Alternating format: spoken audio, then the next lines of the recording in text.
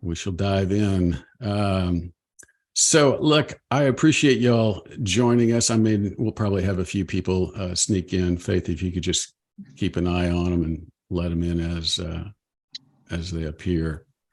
But what I wanted to try to do is get together a lot of people who are interested in this topic over the next 10 weeks, find out what you're struggling with. And then I'm going to try to see how I can turn that into, a kind of a curriculum, I guess, for some of the things that we're doing moving forward. So a lot of this is to help you guys understand where this is headed, but also, like I've mentioned, to try to get a grip on all the problems that are plaguing you as we go into all this. So with that, I'm going to kind of run through the agenda. Of course, we're already 5 minutes into the game. So I wanted to kind of just introduce myself for those of you who don't know me. I'm John Munsell. I'm the CEO of a company called Bazooka. We're 20 plus years old now. Chris actually worked for us in our predecessor company 20 plus years ago called WebTank. And we grew over the years. We made the Inc. 5000 3 times. I've been in marketing and management and business development for over 35 years. Yeah, I'm an old fart. So I've probably been involved in at least 2,000 web projects, hundreds of software development projects over the years. About a year ago, I sold off the agency portion of our company to focus exclusively on marketing, training, and consulting for clients who couldn't quite. Smaller business have a hard time putting structure around marketing. And so I developed a framework for that to help them learn what we had developed over the last 20 years to help them become more successful online and to help them synchronize with all departments and communicate better. And over the last 6 months, well, actually over the last 2 years, we've been using AI quite a bit and trying to get it to behave. And it never really would until ChatGPT came out in November, at the end of November. And we started playing around with it. And then it got a whole lot better. But then when ChatGPT 4 came out, it was light years ahead. It was just crazy.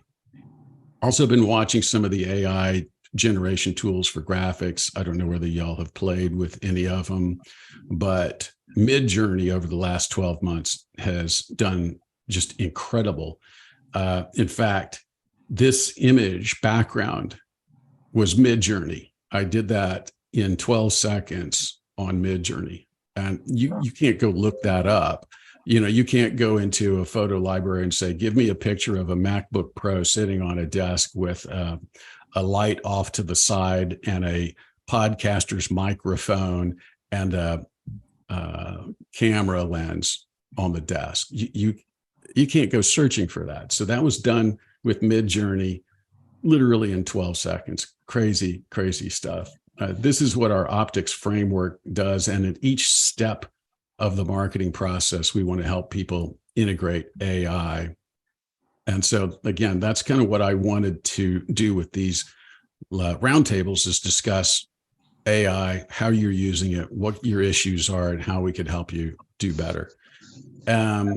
So if you want to get access to the replays, by the way, we do have a way for you to do that. If you just go to this page, you can just tell me you want me to send you the replays when they're available. They'll be private replays, so you don't have to worry about this being broadcast all over the place. I might take snippets of a discussion and put it on a web page or something, but the entire replays are going to be private inside of our learning management system. So if you wanted to do that, you just go to bazooka.com/roundtable replays and you could sign up and we'll send those to you. All right. So the first topic that we wanted to discuss is integrating AI tools with existing marketing strategies. So I thought I'd kind of open it up to you guys and see how many of you are actually working on AI inside of your operations. What are you doing? What are your issues? Are you playing around with it at all? Have you? we've been working with it for about 10 years, John. Yeah. So Okay. we've put in the AI systems that manage AT&T's interactions with business to business, and recently we're picking up the consumer, business to consumer. And Really? also we've been forecasting. We started doing the forecasting for, it's taking a lot of data, and we've been able to run forecasts for transactions, customers, and revenue with a 96% accuracy for the next 12 months Wow. by branch and department. So we've been doing this for a while, and that changes the whole game of, you really know what's going to happen if you continue doing what you're doing. So it makes it much easier for management to develop programs that are going to have an impact. And then we also, because of that, we're able to run the ROI on any type of marketing campaign. So we can look at, if you call somebody, if you have a phone number, what's the benefit of the phone number? If you call them, what's the impact? And also tracking engagement and retention and all that other stuff. So we're taking in a lot of data, and we've got a lot of big companies like Federal Signal and Komatsu and Veolia and others on the program. But yeah, the chat functions obviously are very interesting. It allows you to assemble and address the market quickly. So, but the underlying tool is, what customers are at risk, what's the likelihood of you retaining them, and how do you engage them effectively, and what tools work. And it varies, as you know, with all your different websites that you had out there. Every market's different, competition is different, and the demand's different. So anyway, it's pretty exciting. Yeah, really. Have you taken your AI tool and are you thinking about commercializing it, or is it just exclusively for AT&T? No, we've rolled out ChatterHub, which is a dummied down version. So we're the only ones behind AT&T's firewall. But ChatterHub is, kind of, it deals with all the different types of communication, and also as people are talking, you can feed them what's working. So if you look at conversations, it'll give alerts to the person on the phone real time to encourage them to either cross sell or whatever the issues are. So they got like 296 different things that they're addressing. So pretty impressive. That's interesting. Are you or anybody actually currently integrating any kind of marketing or any kind of AI tool into your content creation or your outbound marketing? Yeah, we've started doing that since we do a lot of the content for a lot of companies we work with. And it's, the challenge is it's as good as your ability to direct. That's what we're finding, even with the latest level. It still requires somebody. I tell people that the world's going to change, that a paradigm shift, which is you have two people. The whole economy is based upon two people at a point in time exchanging goods and services. Mm-hmm. And then the beauty of the AI is really distilling down what's really necessary for that transaction to take place efficiently. So in the past, you've had a command and control where you have a pyramid, someone on top and the minions down below. But with AI, it turns it around, and you've got, as it should be, the focus is on the actual transaction, which drives the economy. For social interaction and economy, there's no such thing as one hand clapping. So you can look at that moment wherever you are and efficiently deliver whatever goods or services are required. And so we're thinking that the world's going to go local to optimize each individual market and community. And so you'll see what we're going to see over the next 10 years is the demise of these large layered, entities, whether it's bureaucracy or companies, as the markets move down to the local needs of the people, to that moment of transaction. Yeah, I can see that coming. Chris, what do you have? Yeah, hey. So we are using it. I mean, I'd say we're primarily using it mostly for content generation. So we have a internal marketing team. We work in higher ed. We started using it. First of all, we're heavily compliance driven since we're in higher ed. So we have to be careful with what we're putting into those systems and who has access to them, which is a whole nother topic of conversation. But we had an opportunity with, we work with Southern Methodist University in Dallas, and they're launching a master's degree program in creative technology, which includes a pretty hefty component around using AI for marketing and creative. So the cool thing was, like, we're building this master's degree program about this topic. Basically, it also goes into XR and AR, VR, and metaverse. But so I proposed to the main faculty member who's leading this that why don't we use AI to generate some of the content to promote your program, and then we can openly talk about that, right?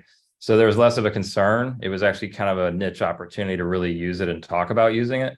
So we're using it for that. We've used it to develop marketing personas. We've used it to develop targeting options for paid media, Facebook ads, for example. We're actually leveraging mid-journey creative in the ads, and we're specifically calling out, learn how to leverage AI to create things like this, what you're seeing in the ad. So it's been a lot of fun. And I think, to your point earlier, it is like how well you can direct it. So I think it's interesting to see where it's going, but it's definitely, at a minimum, it means, and what I tell my team is, it means you never have to start with a blank page ever again. Right. And that's how we're using it now. But I see huge scalable opportunities to use it for more of the business intelligence side. You mentioned forecasting. That would be a huge opportunity, I think, for most organizations. Yeah, I completely agree. And when you're creating the content, are you feeding it information, or are you just relying on its base set of data? And which tools are you using? Yeah, so we've primarily been using Jasper and ChatGPT for some of that stuff. And in the beginning, we start off like, let's just see what it knows. And we were pretty impressed. But then as you start to use it in practice, you realize, well, there's these like brand voice and things like that. We've got to teach it those things. So we kind of go through a series of prompts at this point to give it that kind of background info. And we'll also give it, like, here's what we did last time, refine this. So we're using it as both a refinement tool, but also as, starting off with a new idea. And then we can direct it like, well, let's do less of this, more of that. Here's an example of what we mean. And then so we'll eventually get it down to something that we can then say, okay, now make 10 variations that are like this. And then that's how we can kind of scale it. But yeah, we do a little bit of both. We want to see what it can give us, and then we give it some prompting to kind of customize the approach a little bit more. Yeah, that's really cool. That's AI has so many applications, it's hard to get your head wrapped around them. Yeah. But I just continually get amazed at how fast it's moving, and how fast. I mean, like when Chris, when we started WebTank, man, the web had just started to come out, and it was moving fast. This is an order of magnitude faster. Yeah, this is light speed. Yeah, it's crazy. It's like what you got it to do yesterday. Today, it's doing better, or differently. Yeah, and we've used it for scripting as well. Like I've written some JavaScripts just this week with it. I could have sat down and written them myself, probably. I certainly could have had our developer do it, but he wasn't available. So I had ChatGPT. I had to change a couple of things just to customize it. That was it. But huge time saver when it comes to that too. No kidding. Bob Miller, are you able to unmute? Yeah. Okay, cool. So tell us what you threw in the chat. Yeah, I mean, as everyone's been talking about, these AI engines and neural nets have been around since I was in college in the 80s, right? So the thing that's really changed, substantively changed, as far as public awareness goes, are these large language engines, right? I mean, that's what's really started this whole spark, right? I mean, the rest of us who've been using AI models and engines for years to do, like Stephen was talking about, to do applications behind the wheel, that's been going on for a long time. But the ones that really caught everybody's attention are these image engines and these large language models, because they really do kind of give you a Swiss Army knife as far as things you want to accomplish. Literally almost on an everyday basis. I kind of change my mode right away. I start looking at, okay, is there a reason I shouldn't use Midjourney or ChatGPT to solve this problem? I have to start arguing myself out of using it now. Instead, I just had to switch the paradigm, because in most cases, like the ones that I'm talking about, as far as building, imagery or content for, materials for marketing, they're clearly able to do that easily, right? I mean, because they have pretty much the span of the resource that they use to train that model up, which in the case of ChatGPT, goes up to it has a date, right, that it goes up to as far as its exposure is, or its learning, or what it's been trained on. But there are a couple plugins. I would say, if anybody's really interested, there are a couple plugins you can plug into your ChatGPT session. One of them's called, I think, Web ChatGPT, and what it'll do is it'll go pull recent references like Google searches right out of the current, right off the current internet, and it will inject those as material that can be used by ChatGPT to combine that with its other, with its knowledge base, and create you some material that actually references current references that you have, right? And that turns out to be that's a really good way to kind of get around the date limitation that the original engine was trained up to at this point. But we use it all the time now, and I mean, it is our go-to method for creating content. Now, I mean, as everybody knows, it's just a tool, and what you get back from it takes a human to look through it and tune it and get your subject matter experts to kind of add the real soul of what it is you're doing. And I don't think that's going to change. That's not going to change, because just like you're talking about, John, the pace of change is so drastic nowadays. Our subject matter experts are learning things every day as well, right? I mean, what it is that we do. We're a managed service provider, so tactics and strategies change on a daily basis for us, and it's even a little quicker than ChatGPT or those other language models can keep up with. So we're always relevant. Your subject matter experts are always relevant, but what we're doing is we're not wasting time on the background material to assemble that all into place, and then let our SMEs kind of point out the differences between how it's been done and currently being done, which turns out to be really good for, creating thought leadership material that can be viewed and compared and contrast with how it used to be done, how it is done now. And it helps fill those articles up so that we can get more thought leadership out. And for us, that's kind of a main marketing tactic, is to be kind of a thought leadership. And and I also use it for, like I pointed out, if I need blurbs of language for agreements or partnership, communications or things, I don't waste time. I just go say, hey, ChatGPT, give me the top 10 terms or conditions that should be in a partner agreement with a commercial partner that does this for a living, kind of a deal. And like everyone points out, that is a great place to start. So I'll take those, customize them with my experience on top of them, and then just save me from having to talk to a lawyer. Or now I get lawyers to review what I've done and to see if I've done anything flawed in it. I don't get them to generate it, right? So I mean, that automatically helps us from a cost standpoint, and we're able to do more ourselves, which is helpful as well. You're muted, John, just so you know. Johnny, There we go. I knew that would come back to bite me. The AC came on, and sometimes it creates a nice hiss in the background. So I'm like, but anyway, no, I've actually used it to create legal agreements too. And you're right. I mean, just 2 years ago, some of the documents that I've had to create would have taken anywhere from $800 to $4,500 from an attorney. Right. And now I can just give it to him and have him sprinkle some holy water on it. And then, we're off and running in no time. So I love it for that. I mean, here's the way I look at it. In order to maintain an authentic voice, there are a couple things. First, you have to give it your authentic thoughts.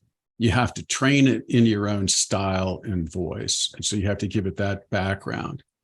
But you can't just take what it gives you, throw it up there and pretend that you're a thought leader, Right. because that's not leading at all.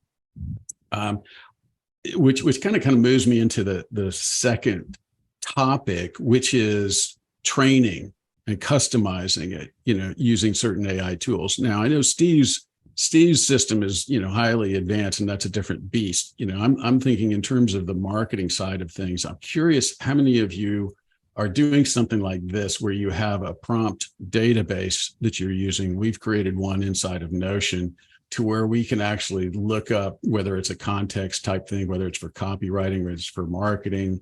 I can go in and I can, take the actual prompt. We have some that actually analyze for style and stuff. I've got probably 26 variables that will take a piece of text. Like if I've written a document or a blog post or something like that, I'll paste all of those, maybe not all of them. I'll take 5 or 6 of them, pop them in there, and then tell ChatGPT to analyze it according to these 20 some odd variables. I'll pull that out, I'll trim it down, and depending upon what I'm writing, I'll then tell it, I want you to use this style and write this information, and I'll also give it some background about my own thoughts and stuff. Are any of y'all doing something to that level, or am I just I'll say that I do, but you and I are nerds, John, right? Right. Yeah. So it's the Right. kind of thing that that's exactly the kind of thing that we would think about, because I've been saving my prompts when I was using it back when it was 3, and I come back and I use the same exact prompts at 4 and see what the differences in the models produce, right? And they're substantial, as you Yeah. know, right? Yeah. So, and that's just a nerd benchmark kind of a thing to do, and say, okay, well, how different is it based on what I know I got last time? What would I have gotten if I asked the same question? So yeah, it's kind of a cool thing to do, is to save your prompts and look at it as that engine evolves. Mhm. It even gives you a better idea of the substantive changes that have occurred. But you're not wrong. You can basically tokenize a lot of your prompts and then use the new engine and ask it in a different way, in a different frame of voice, or say write it in a humorous way, or write it in a more colloquial way, or however you want to do that, and you're going to get a much different response each time. And I save the ones that I think I save the prompts that I think really got some interesting results. I save them and I go back and pull them out, periodically. So I agree with you. That's a great way to use the tool. Yeah. I mean, the database works for me because then I can give it to anybody on our team, and I can say, okay, like for instance, we'll have one for a blog post. Well, it already has built into it the parameters for the voice, the humor level, the directness, all kinds of things. It's some prompts we only use about 6 variables, others we'll use about 12. We're never going to use all 26, but it makes it a lot more scalable. So if somebody wants to write a blog post and I say, okay, look, I want to write a blog post and here are my thoughts on it, I can go hand it to Faith, who's been handling our social media for like 6 years now. I can hand my thoughts to her. She'll take the prompts, paste it in there, hit go, and now all of a sudden it writes a blog post the way I would want it. We have some that'll engineer long form post, short form post, etc. But that's what makes it scalable at least inside of our team. And that's what I'm curious is how many other people out there are using a kind of a scalable prompting system that would allow somebody else on the team to generate copy that is going to come out. And you can't do that on 3.5, Chat 3.5, but you can on 4, Chris, are you doing anything like that in your organization? Yeah, we're trying to. It's more of an adoption thing, like being able to standardize, a database in Notion or Asana. We use both, and then giving people, access. We're using some of that as a training tool right now. Obviously, there's some hesitancy for certain departments to, want to adopt AI, aside from, the ethical, legal concerns potentially. But is it going to take my job? So But once they see what it's able to do and how it's able to make their job easier and more meaningful in some ways, that's where I think the databases have come in and helped us. So I, like, every week I share around, like, here's like the top 5 things that I've used it for this week. And then people are just kind of like blown away that it can do that. Now for us, it's like, well, we're kind of used to it, so we're not as enamored. But once they begin to use it in their workflow, that's where, once you get people adopting it in their day to day, like whether it's, hey, make this email sound better, just kind of raises the bar for everyone, so they get more work done faster, and it's better work, and they actually get to spend more time doing what they want to be doing versus the busy work. So, but yeah, I think your Notion database, just from what you flashed, is probably a little more sophisticated and built out than ours, but we're trying to get there, because at a certain point we could be overwhelmed by the use cases.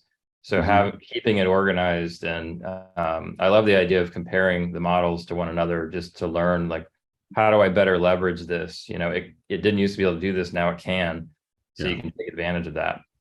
Yeah, no, it's cool. In fact, I because I am the propeller head that Bob says, We are the propeller we, head. yeah. I have 3 subscriptions. Actually, in the company, we have 5 subscriptions to ChatGPT, because it puts you in GPT jail if you over prompt it. Right. And I'm always tapping out in about 20 minutes. So I then go to the next session and the next session, just so I can keep working. But I think for me, I think that it's not going to be, sure, there are going to be a lot of people that lose their jobs over this. But I also feel like for the majority of people, it's just going to compress time, I think what you guys are talking about also, we've been looking at the people side, because when you look at customer retention, the 3 primary reasons for losing customers are, people. Number 1 is mismanaging the communication. Number 2 is change of personnel. Number 3 is you got an idiot on the other end of the line and stops the relationship. So we've put AI to looking at the individuals. So we've started with a number of universities looking at how do we use that to identify people that are going to be receptive to change, which is what we're all facing, because it's moving so quickly, and you have the personality and kind of the internal wherewithal to adapt as you go forward without throwing yourself off a cliff. And it actually turns out that you can identify those people and identify whether they're capable or not, and what their risk tolerances are, by just having them play a game. So we've been using that to begin to evaluate people that are really wed to routine, which can be automated, and people that are actually going to be at the front line, as you guys are, taking information, adapting it, trying it out, learning from it, and applying it. Interesting. So you actually have a test that you run people through? Yeah, we haven't played a game. And the That's AI, cool. it's like a 92% accuracy on predicting whether someone will be able to, originally it was done in academics. So you wanted to know if you're going to put somebody through a training course, will they complete the course, and will they hold a job for more than 6 months? And the accuracy of that was about 93%. Wow. By having them play a 15-minute game on a computer. That's fascinating. Interesting. The other thing, I might share this because this just explained a whole bunch of things to me kind of all at once. We monitored with a video, employer kind of manager to employee interaction on trying to get the employee to do something. So here's the path. They're not doing it. We're going to have a conversation, and we monitored that video. We ran it through the AI, and we found that there's only one thing that matters in any of these conversations if you want to get somebody to do something. And that, I mean, it's so crazy. You can say whatever you want. You can call each other names. The only thing that mattered was the talk track 50-50. the closer you were to 50-50, the more likely you'd have a positive outcome. That's interesting. Wouldn't have thought of that. Isn't that interesting? Yeah. It's like one thing. Huh. You mean the proportion of listener and speaking? Is that Yeah. See, okay? originally we did this for Merck. They wanted to know why certain doctors were successful in getting people to follow drug protocols. So we did the research on that a while back. And what we found was that two things came from it. Doctors that were successful at getting people to stick to a protocol also had the most patients. And so we kind of looked at, well, what's going on? A normal doctor visit is people over 55. The patient talks 1 minute, the doctor talks 19 minutes. And you got language barriers, you got all sorts of issues. But the doctors that were successful use anatomical models that put in front of the patient, walk them through what their condition was and what the improvements would be and all that stuff. And so versus far superior to videos. Videos were the worst, actually. Brochures, posters on the wall and stuff like that. So anyway, Merck committed and they put all their money behind the anatomical models. But then when we ran this more recent test and discovered that the reason was that because you have an anatomical model, you have the patient talking more and asking questions. And that was the determinant of whether they're going to follow the protocol. That's so wild. it validates something so simple. And everyone knows this, like sales people know this. I mean, letting both parties talk is pretty important to get buy-in. But when it just overwhelmed everything else, it was kind of really surprising. How about you, John Fitzgerald? You're mighty quiet over there. Are you using it at all on your end? We absolutely are not. No, Really? no, we're not. But I'm very curious about it. I've had several people talk to me about how amazing it is. But no, we're really just investigating. Yeah.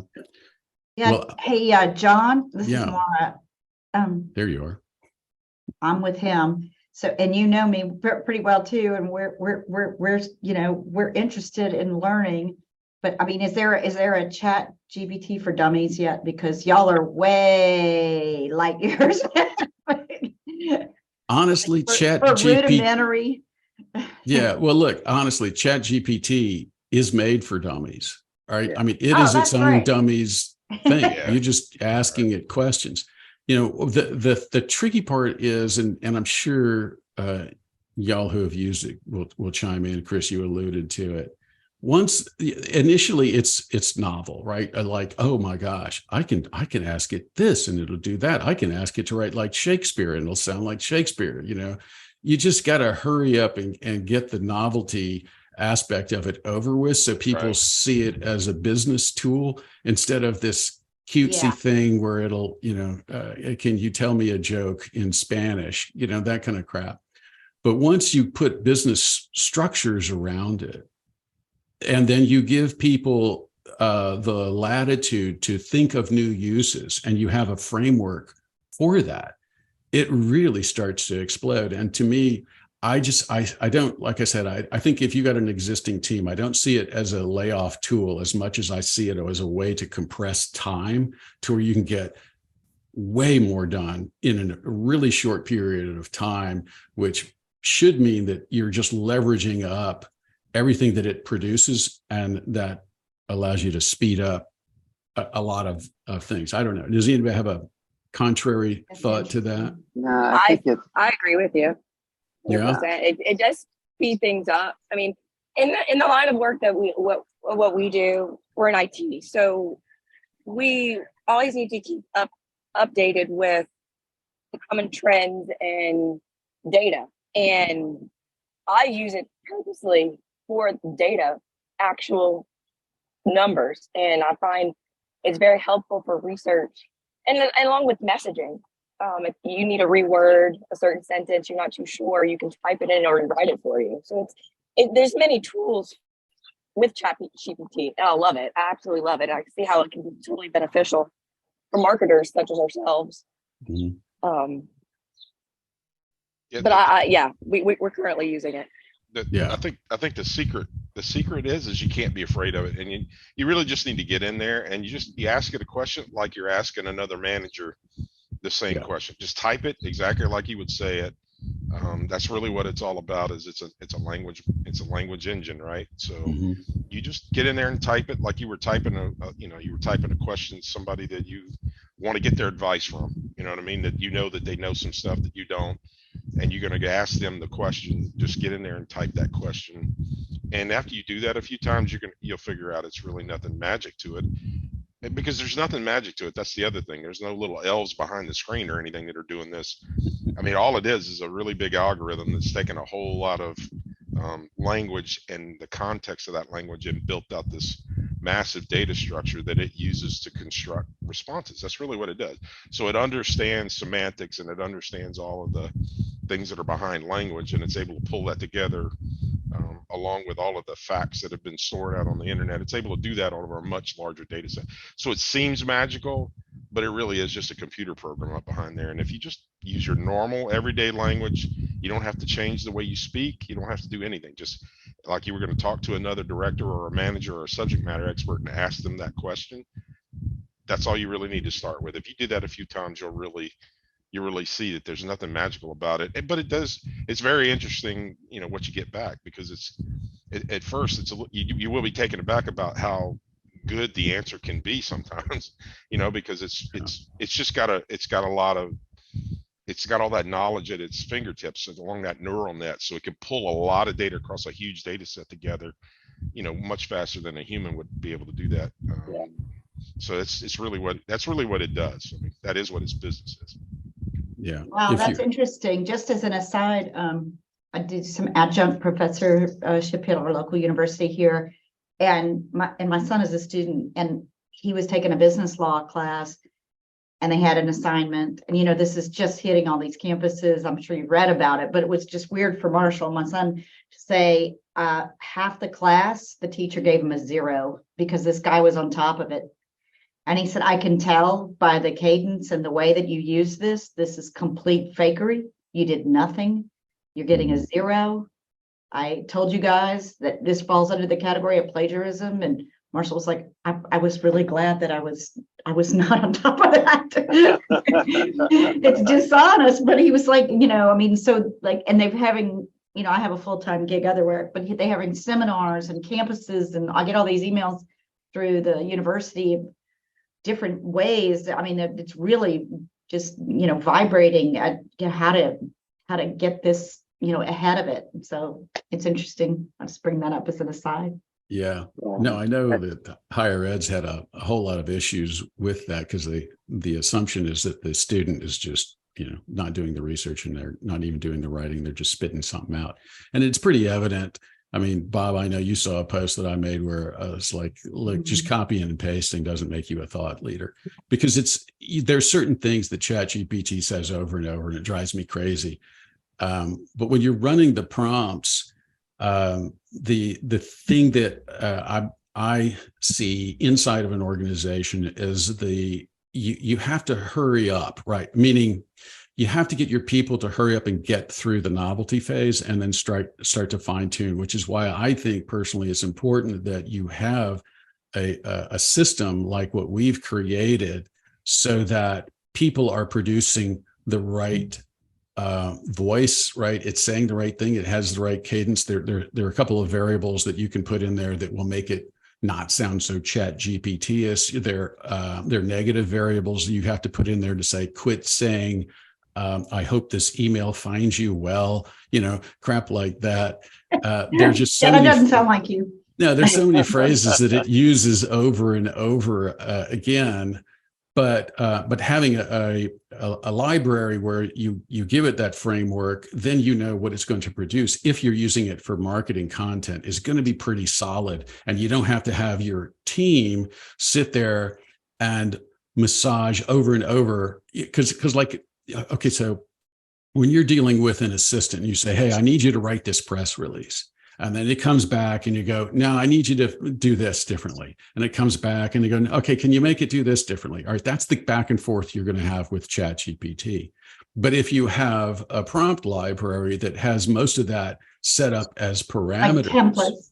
yeah, and then you feed it the information it needs, it will come back 95% accurate to where you have very little, and it does it in seconds. You know, that's the crazy thing. Yeah, you're not. I commented on your post, right? Because the bottom line is that you're not going to be able to defend against this. The only way to be able to defend against people using this the wrong way is, and even then, you're not going to be able to do it 100%. Is if those models start storing the responses that they generate, and they warehouse all the responses they generate, and then you can say, is this language something you generated, and it say yes or no. That's a way you can defend against that longer term, which I really honestly believe we're going to see at some point.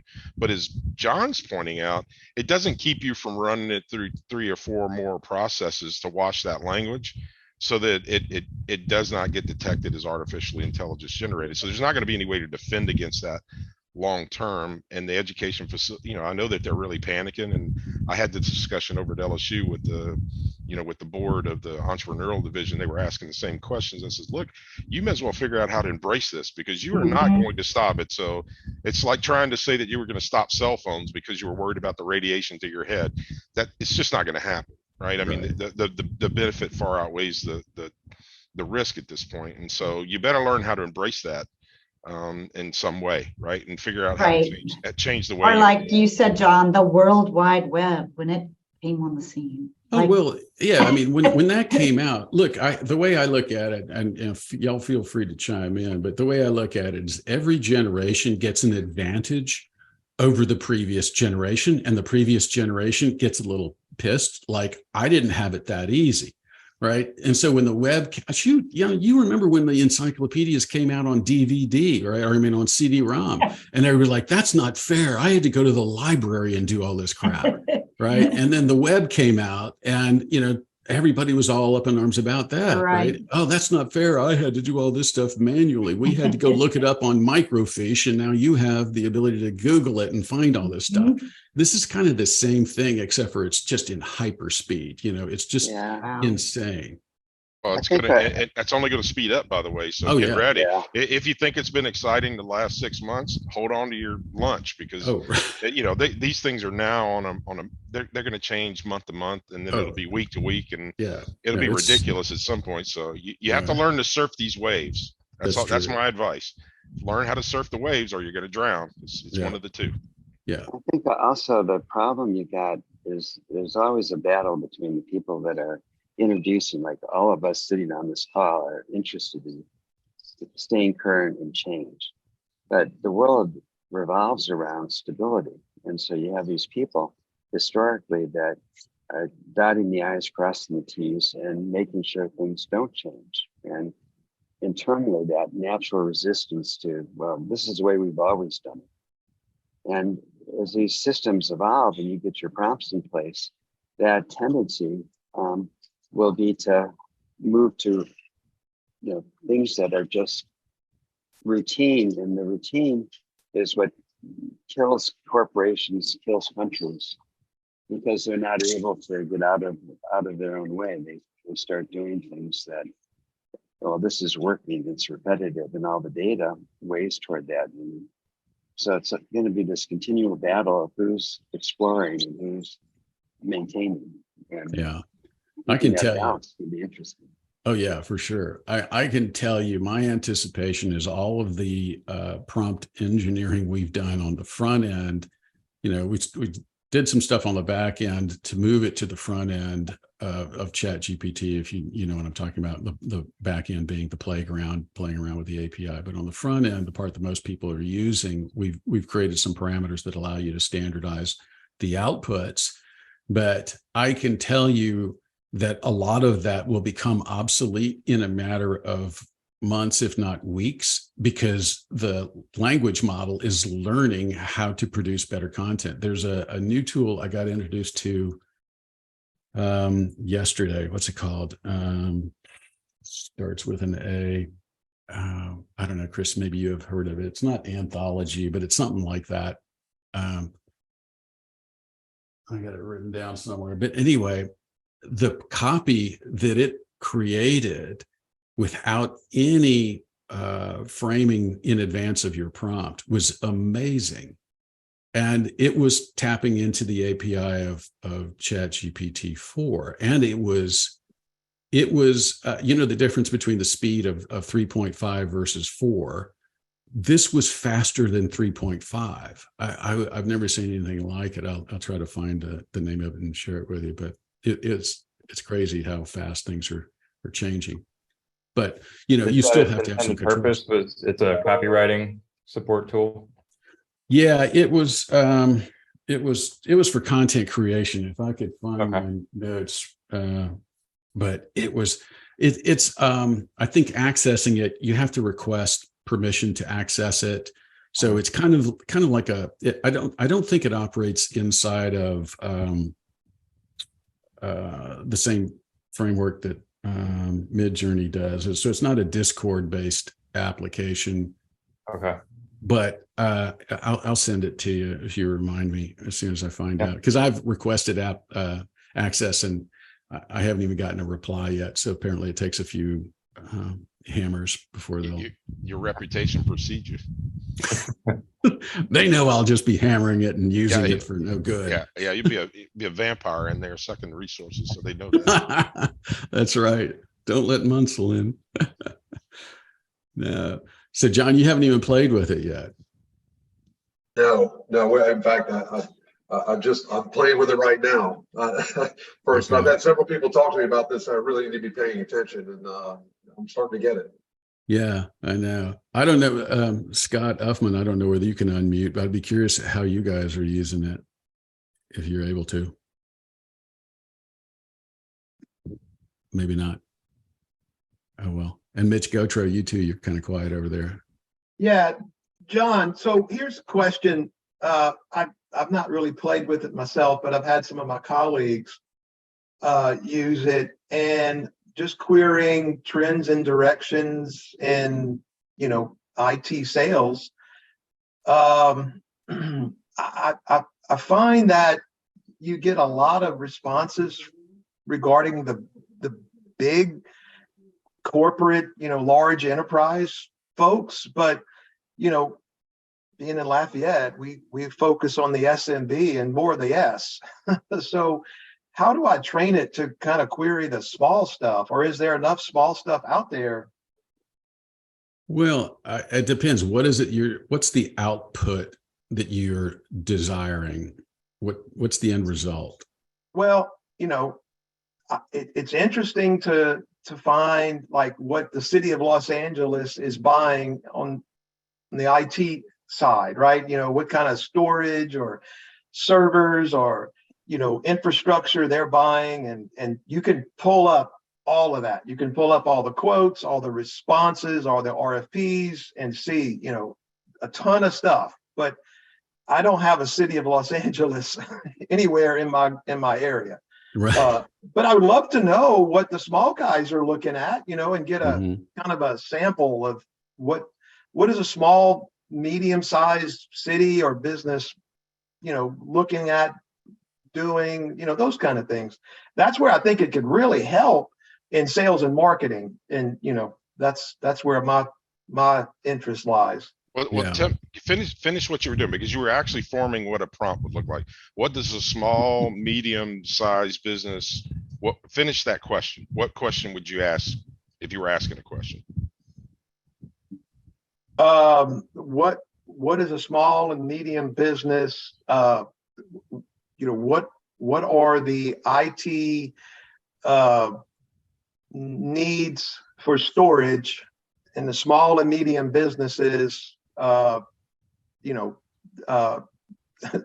are their purchasing trends in the last 6 months for small and medium businesses for IT, per needs, on-premise, cloud, what have you. I just, what's the RFP? What are the RFPs that small businesses are sending out today across the country? Yeah, that would be interesting. Steve could probably I'm doing it. I'm talk typing it about in right that. now. Yeah, the question is whether or not you need more current data than ChatGPT has in its history, because it's only up until I think the third quarter of 2021, if I'm not mistaken. Steve or Chris, y'all might know. But it'll give you something. That the tricky part is how much of that response is a total hallucination on ChatGPT's end, which it will have a tendency to do. But Steve and Chris, y'all chime in.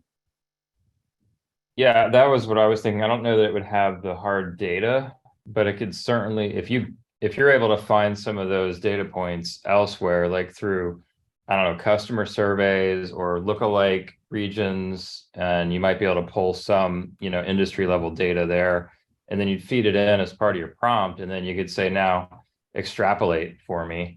Then at least that way, if it is hallucinating, it's hallucinating based on the data that you're providing it versus something that you don't know where it's getting it. But that's how I would think about going about it, is combining. And that's really where I've seen value in using it. Is it's not just if you're writing an email, yeah, ChatGPT can do the whole thing, but if you're able to give it something, right, if you're able to give it data that that it doesn't necessarily possess because it's very recent, current, or it has a certain tone and voice, you give it that, and then you give it a prompt, and then you'll get something like what just showed up in the chat. Yeah, But I think if you can combine it with industry data, from your standpoint, that sounds like some stuff might be publicly available, some not. But if you can do the legwork to find that, and then you can turn that into a process, that I think some of that could actually end up being automated. Yeah.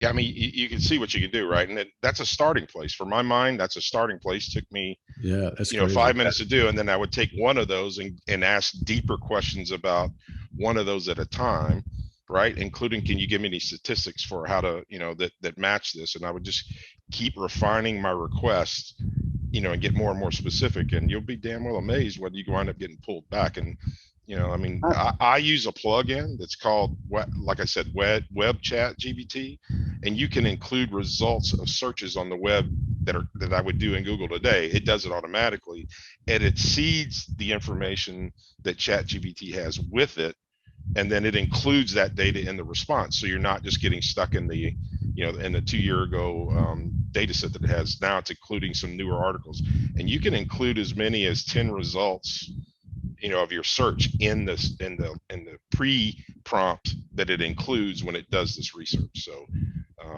that's just with one little bitty free plugin. There's a lot of other things you can do. If you can get access to the data, like we're tracking all the communications, we're tracking all the transactions within a market, and so you find out what the radius is and the engagement is and what's moving, and that's what. So you can create your own world of information as it relates to the city or the industry or and what we're finding is that it really comes down, from John's past experience, every market's different. And a service market in LA is 12 miles for equipment dealers. It's 150 up in Montana. You have different competition, different needs. So unless you can track the detailed data and segregate that from the massive data, because you can't deal with generalities when you're trying to go to market and service the requirements of the people locally. Yeah, the data set is key, and you could probably buy that data set somewhere, and then you have to tap into the API. I mean, Steve, that's your world. I'm sure you could probably speak for days on how to do that. And I know Bob, you probably got the access to that, and we're connected through the API for stuff. Yeah, that's what I figured. But what it'll do is insane. And Chris, by the way, this is the one I was talking about. It's called Anthropic. Okay. And they call it Claude. So just go to anthropic.com and you can request access. It's pretty slick.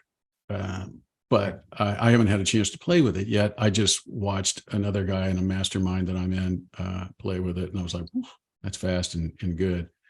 That's the other tip we can give, is that if you really want to see how to use chat, there's a million YouTube videos of people using ChatGPT is another really good way to kind of see how it gets used and what you can get out of it. Yep. Yep. So, well, look, guys, I know we're at the end of our time, so I appreciate y'all joining. We have next week. Next week, we're talking about harnessing AI for cost reduction and competitive edge. So, if hopefully y'all will join us, and we'll have some more people on for that one. So get your thoughts together. I'll probably circulate like a little questionnaire or something. Y'all could throw some stuff in so that we can really kind of get after it and dig a little deeper. Hopefully this was of benefit. Hopefully y'all enjoyed it. I know I did. It's always cool to hear from guys that are in it at a much deeper level than I am. And I can't wait to see how this changed. Bob, I'm sure by the next time we get on this call, there's going to be something totally new out there Yeah, that we'll there be will playing be. around with. Right. So it's kind of crazy. But this has been very fun, John. I appreciate the invitation. yeah, absolutely. Appreciate y'all hopping on, and we'll catch you next week. In the meantime, if you have questions, feel free to holler, email. All right. All right. Y'all take care. Thank you. Thanks, everybody. Bye-bye. Thanks, John. Thank Bye-bye. you. You bet. Thanks. See you.